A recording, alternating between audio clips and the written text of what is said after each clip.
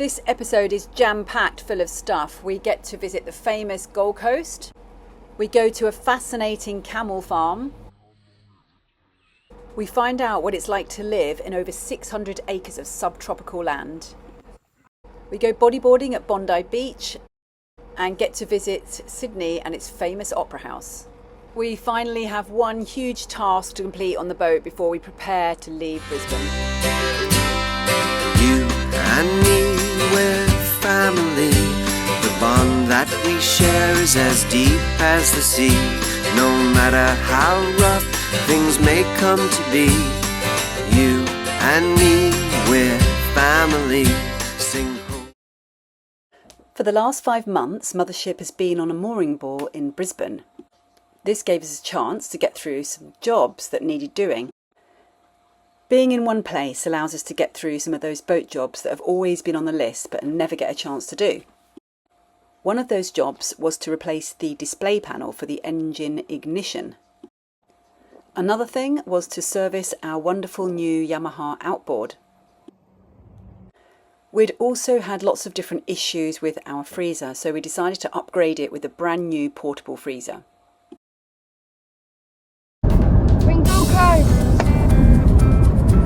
Gold Coast! But it wasn't all work, and when our friends on Wandu offered to lend us their car, we decided to drive down to find out why Gold Coast was so famous around here.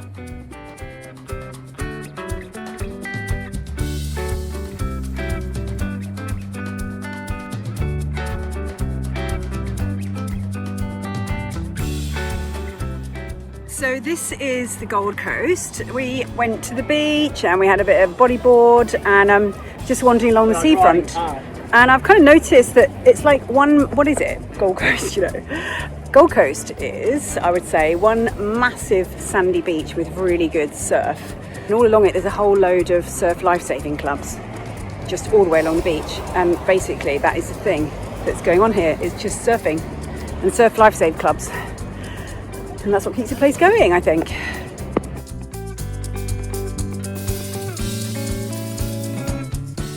And it turns out that this is what has been keeping it going for a long time. Australians have been flocking to this beach for many years. They come for the beach, they come for the theme parks, and yes, they come for the surfer's paradise.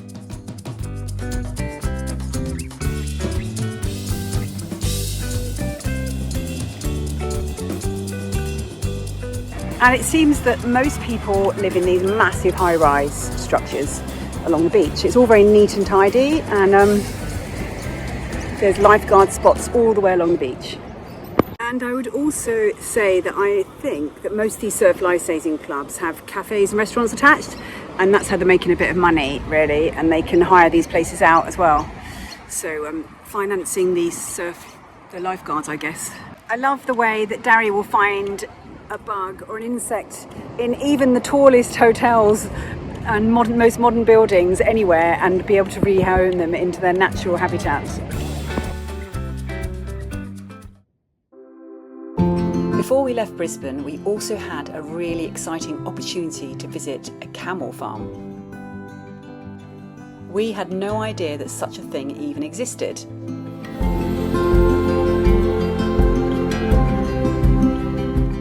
And we were about to find out a lot more about why these camels were so important.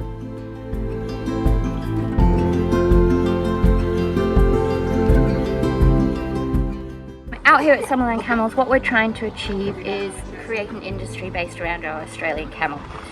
Australia has the healthiest herd of camels anywhere in the world. We have the biggest gene pool. We're not impacted by as many diseases as countries overseas are.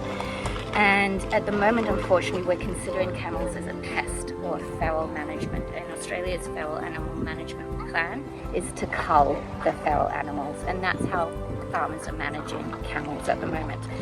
And the problem with this is it's wasting a huge resource.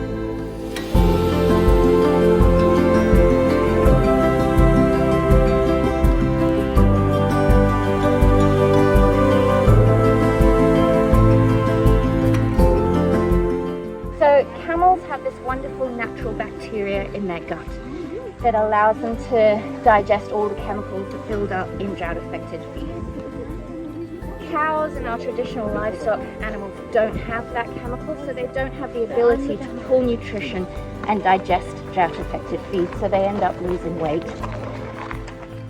Camels ruminate, so they've got 3 stomachs, they bring their food up, they chew on their cud. With that comes this natural bacteria into them. They then go to the water trough, they'll backwash that saliva with the bacteria into the water trough. If you have cows and camels in the same paddock, on the same water, your cow will then digest that bacteria and have the ability to maintain their weight on drought-affected feed during drought conditions. So we have a lot of camels in areas with cattle suffering from drought that are using that bacterial transfer. Once we've got milk, mum's got breakfast, and everyone's been disconnected, we will open holes on those bottles. They're stickers, they go on by hand. Okay? We will then line the bottles up along this table, big 15-litre jug of milk. We're going to pour the milk into the bottles by hand and put the tops on by hand. Okay? Camels can give us wool, they can give us leather, their meat is very high quality, and they can of course give us dairy, which is what we're focusing on here. The health benefits of that dairy, of that milk, are huge. It's a great dairy alternative for people like myself that can't tolerate traditional dairy. It has anti-inflammatory, antibacterial, antifungal, antiviral properties. There's a lot of information and research coming out about camel's milk in the human diet, for diabetic diets, for inflammatory conditions, for gut conditions, for brain, or the link between gut health and brain health. This is like, it's more of like a neutral taste that leaves in your mouth. There's sort of science behind why it's... We're producing quite a bit with our milk, so we're selling camel's milk. We are selling or producing a camel milk Persian feta, which is marinated with garlic, black pepper and thyme. We make gelato from camel's milk. We do a skincare range with camel's milk. We freeze dry and make camel milk powder.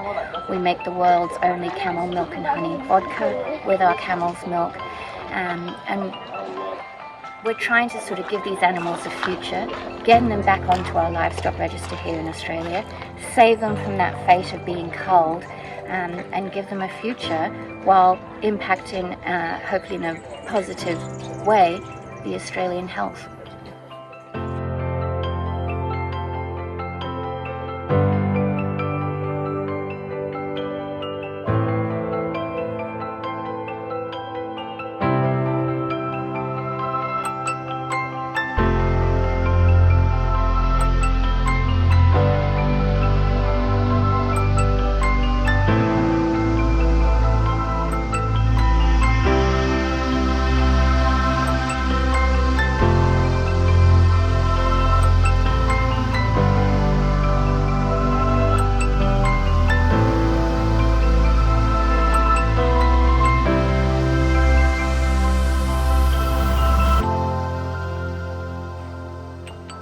It's definitely a lot more creamy than cow's milk, and with all the health properties, I think it's the ultimate thing to make a milkshake.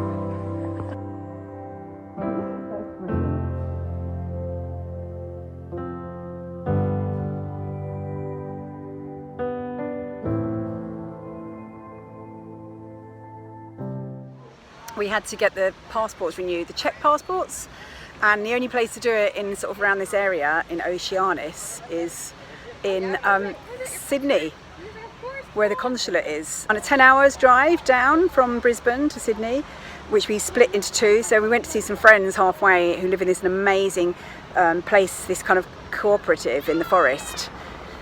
Members of the Shambala community have their own plot of land. On this land they build their own home, and the maintenance of the roads and tracks is all shared between the community.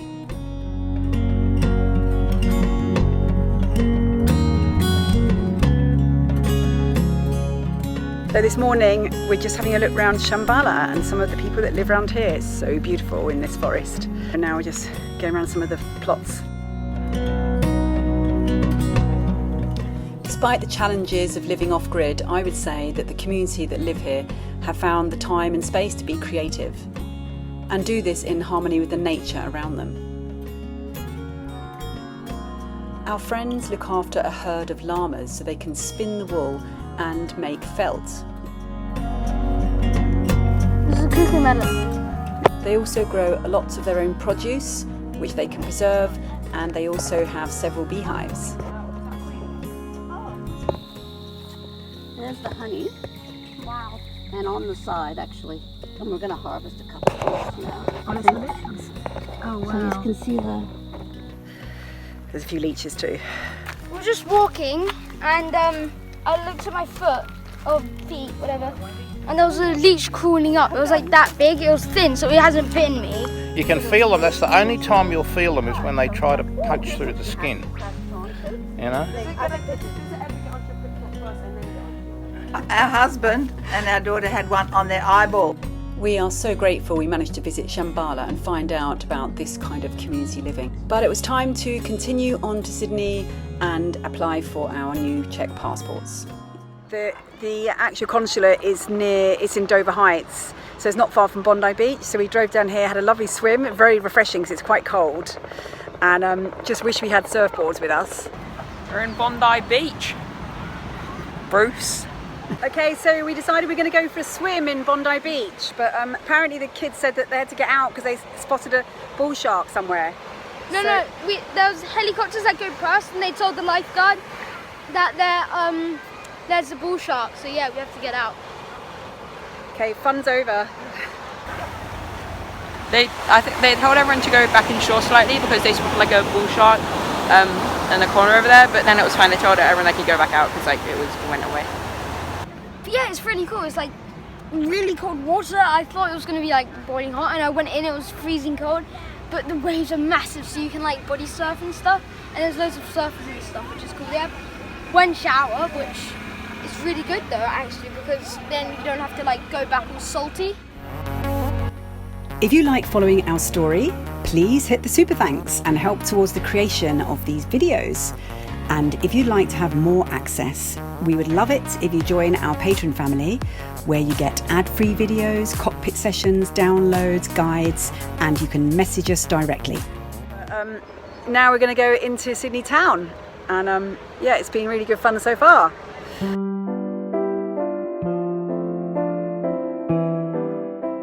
It's like the Sydney Opera House. That's it. That's like halfway around.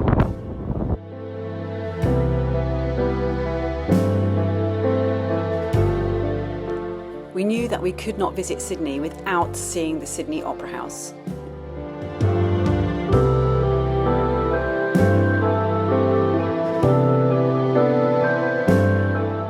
There were 10,000 workers that were required to build the Sydney Opera House, and it eventually took 14 years to complete. I have read that the structures are supposed to represent shells, but also elsewhere it is said that they are representing sails, so I'm not really sure which one is correct.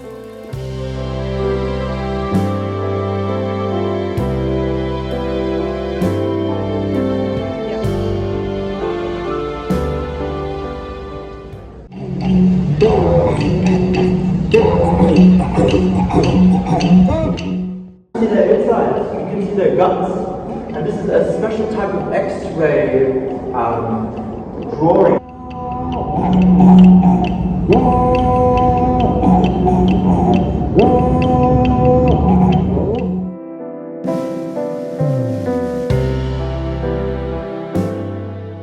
Okay, so we're just finished for the day now. We went to Chinatown to have some food, and we got a tram back up to Circular Quay. We're just by the Opera House, and this massive cruise ship is now departing, so we found this quite interesting.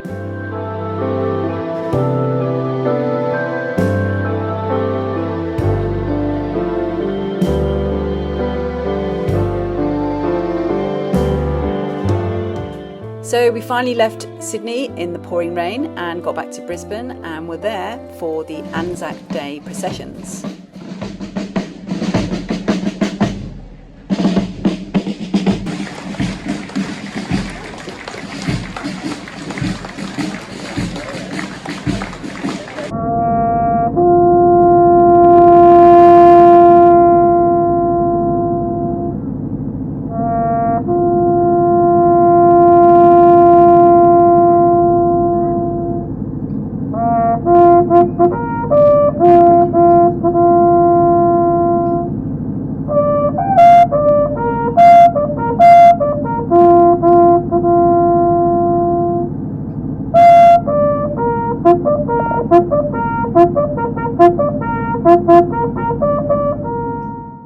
Back on the boat, we still had one major task that we had to complete. This was the servicing of the Genoa furler, and all of the videos, in fact there's 4 parts to it, can be seen on our other channel, Mothership Maintenance. Right here, I'm just going to show some of the highlights of trying to get that off and then back on again. So now what we're going to do is going to have to, well, grease it first and do all things, but yeah, the job of getting the forestay and foil back up. So we've come over to the recreation hub, where a lot of people, most of the time they're fishing here, but today we are here to do a big job. But we've managed to sort of share the space. They're at the front and we're at the back. Yeah, so far we've got the foil on the dock and we've fixed the rivets at the top. So we cleared the portside bow locker to get to the junction box and wired it up. We tied a mousing line at the bottom of the forestay and passed it through the foil to hold it steady. And then it was time to hoist the foil up the forestay, and at this point I think even the kids were feeling the tension. If anyone around here doesn't do their job properly, that's it. The entire thing's going to come down into our forestay, and then our circle navigation will actually be over. This is very, very stressful.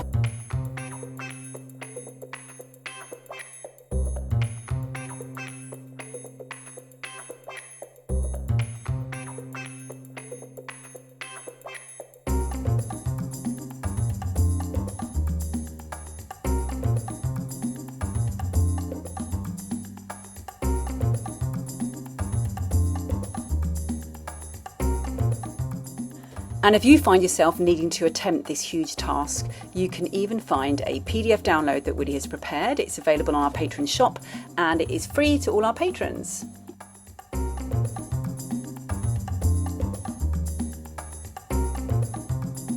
Put the 8 rivets back in to hold the foil onto the foiling drum, and now all we need to do is hoist the genoa and we're good to go. It's been a very, very long job, this, far longer than I thought. At least we know that it's absolutely done for me. During our last few days in Brisbane, we squeezed a quick hike up the Glasshouse Mountains. So it's Mother's Day in Australia, and my decision was to take everyone on a hike. Everyone's loving it, especially the leeches. I was trying to climb a rock and I fell down and looked at my hand. There was a leech sucking my blood. That was a leech sucking the blood, like right there, like in between my nails. We think about leeches. Every time I go for a walk, I've got 2 leeches with me.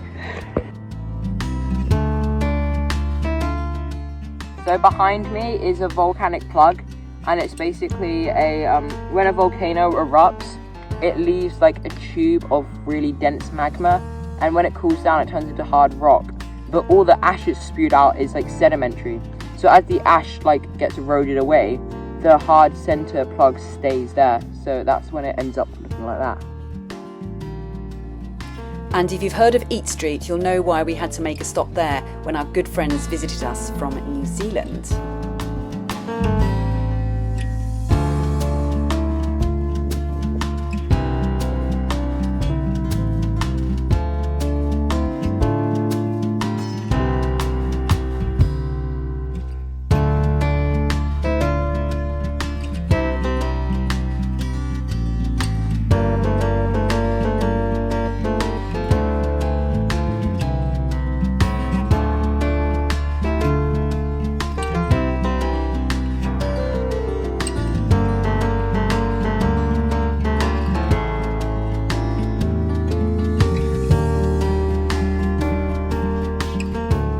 So that's it for now, folks, from us in Brisbane. In the next episode, we shall be sailing up the east coast of Australia. It cracked the actual body of the drone and it broke the arm. Thank you for watching and enjoying these videos. So if you're the type of person that would like to thank us in return, then you can simply click on the super thanks button below, or otherwise you can support us on Patreon and get more than just 4 videos a month from as little as $3 a month. We look forward to seeing you there.